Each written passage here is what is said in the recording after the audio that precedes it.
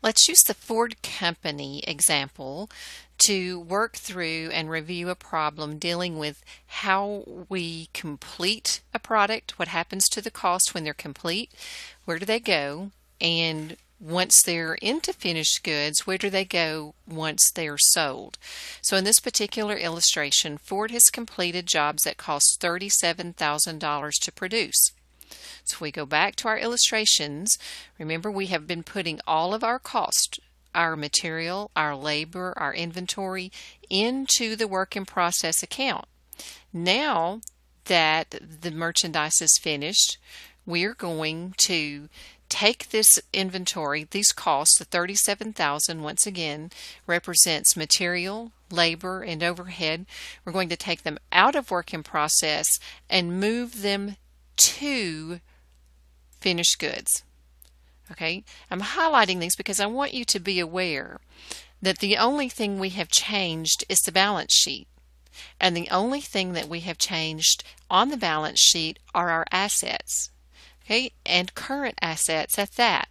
We've simply moved inventory from the incomplete phase and work in process to the finished phase and finished goods inventory. How do we do that? We credit work in process, we debit finished goods. Okay?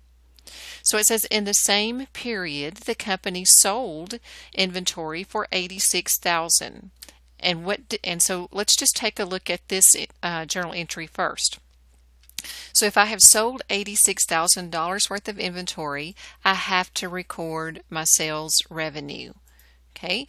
Remember, sales takes place on the income statement, and I have sold $86,000 worth of inventory. So I'm recording this as my sale.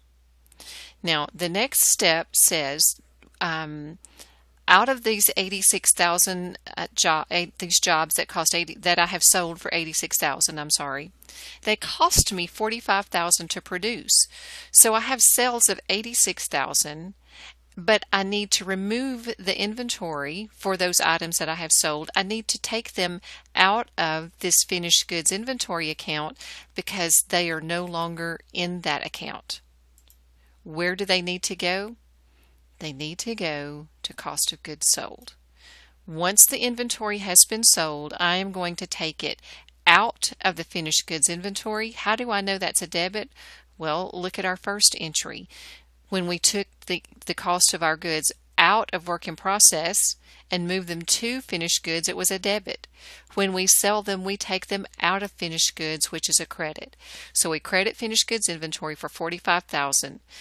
This is coming off the balance sheet. So I am taking inventory off my balance sheet and I am moving it to the income statement. Now, something has happened that has caused me to generate revenue.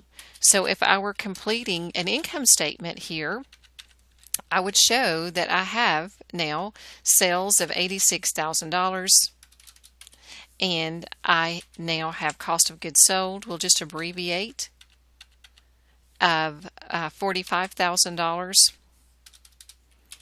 which leaves me with some gross profit of, what do we have, $41,000. You can check my math here if you would like. Okay, but basically, when we have sold the inventory for $86,000, we take the inventory off the balance sheet and we move it to cost of goods sold, and now I have $41,000 worth of profit. Once again, it goes back to our generally accepted accounting principles when I need to match revenue with expense. Now that the sale has taken place, I can record the related cost and I end up with gross profit.